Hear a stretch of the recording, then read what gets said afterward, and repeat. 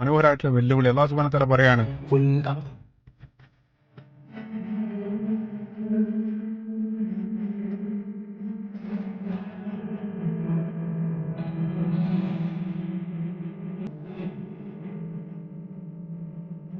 അല്ലാഹു സുബ്ഹാനഹു വ തആല ചോദിക്കാണ്, അള്ളാഹുവിനെ പുറമെ നിങ്ങൾ വിളിച്ചു പ്രാർത്ഥിക്കുന്ന ദൈവങ്ങളെ സംബന്ധിച്ച് നിങ്ങൾ ചിന്തിച്ചിട്ടുണ്ടോ? അവര് ഭൂമിയിൽ എന്താണ് അവർ സൃഷ്ടിച്ചിട്ടുള്ളത്? അതായത് അവര് തന്നെ പറയപ്പെട്ട ഇത്തരം ആരാധ്യന്മാര് തന്നെ സൃഷ്ടിക്കപ്പെട്ടതാണ്. നിങ്ങൾ കൊണ്ടു നടക്കുന്ന അള്ളാഹുവിനെ മാറ്റിവെച്ചുകൊണ്ട് നിങ്ങൾ സ്വീകരിക്കപ്പെട്ടുള്ള സിദ്ധാന്തങ്ങൾക്കെല്ലാം ഭൂമിയിലുള്ള സർവ്വ സൃഷ്ടിപ്പിനെ സംബന്ധിച്ചും കൃത്യമായിട്ട് വല്ല ബുദ്ധിക്ക് ഉൾക്കൊള്ളാൻ സാധിക്കുന്ന ഒരു വിശദീകരണം നൽകാൻ സാധിക്കുന്നുണ്ടോ? ഇനി ആകാശലോകങ്ങളുടെ സൃഷ്ടിപ്പിൽ അവർക്ക് വല്ല പങ്കുണ്ട്, അതല്ലെങ്കിൽ ആകാശലോകത്തെ അതേ രൂപത്തിൽ നിങ്ങൾക്ക് വിശദീകരിക്കാൻ സാധിക്കും? അവസാനമായിട്ട് അല്ലാഹു സുബ്ഹാനഹു വ തആല പറഞ്ഞു,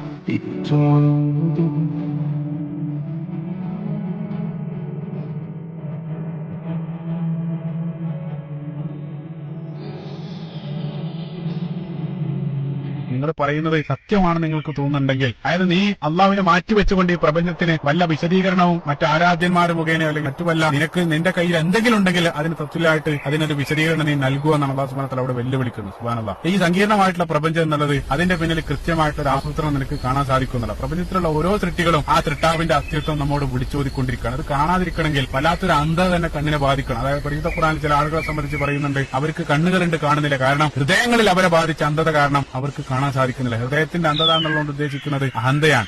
അതായത് ഞാൻ അറിഞ്ഞതിലപ്പുറമില്ല, ഞാനാണ് എല്ലാം എന്നുള്ള മനുഷ്യന്റെ ആ ഒരു അഹന്ത വരുന്ന സന്ദർഭത്തിലാണ് തനിക്ക് മീതെയുള്ള സൃഷ്ടാവിനെ അവന് സ്വീകരിക്കാൻ തടസ്സമാണ്. അതുകൊണ്ടാണ് പരിശുദ്ധ ഖുർആനിൽ നിരന്തരം മനുഷ്യന്റെ അവന്റെ സ്ഥാനത്ത് തന്നെ നിർത്താൻ വേണ്ടി അല്ലാഹു സുബ്ഹാനഹു വ തആല മനുഷ്യനെ അവനെ സംബന്ധിച്ച് തന്നെ അല്ലാഹു സുബ്ഹാനഹു വ തആല ചിന്തിപ്പിക്കുന്നത്.